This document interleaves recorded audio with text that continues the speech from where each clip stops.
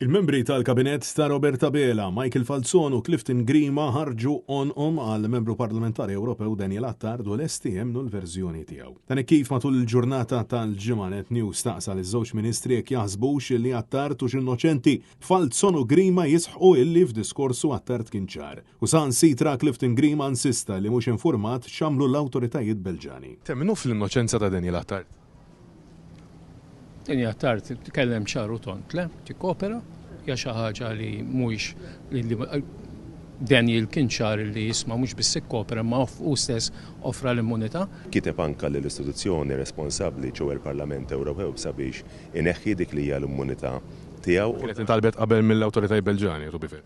Jiena nista' nitkellem fuq dak li huwa pubbliku huwa iddikjarat min-naħa tal-istess Daniel Attard x'għamlu l-awtoritajiet Belġani.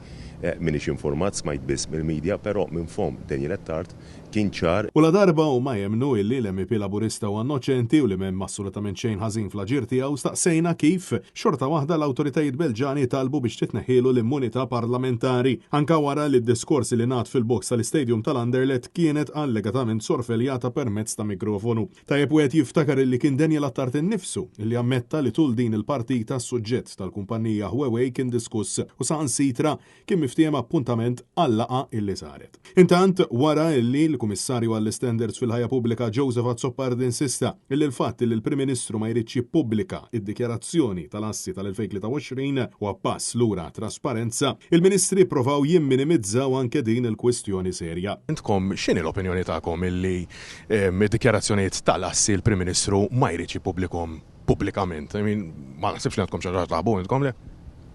M'għandix kummenti x'ngħaddi dak allegazzjoni li qed tagħmel inti. Le ma jridx, mhux allegazzjoni kieku irid. Ir-realtà hija li kemm aħna u anke il-kollegi fil-kabinett dejjem imxejna ma' dawk li huma l-obbligi tagħna ma' dawk li huma l-liġijiet u regolamenti tal-pajjiż u li nista' ngħidlek huwa li jiena mill-2016 u Michael li kien qabli fil-Parlament anke snin qabel dejjem imxejna mal-istess regolamenti. X'inhi l-problema issa? Dikjarazzjonijiet tal-assi dejjem ingħataw fil-fora illi għandhom jingħataw skont ir-regolamenti u dak mitlub mill-istess regolamenti. Grazzi. Francesco Catania, għal Net News.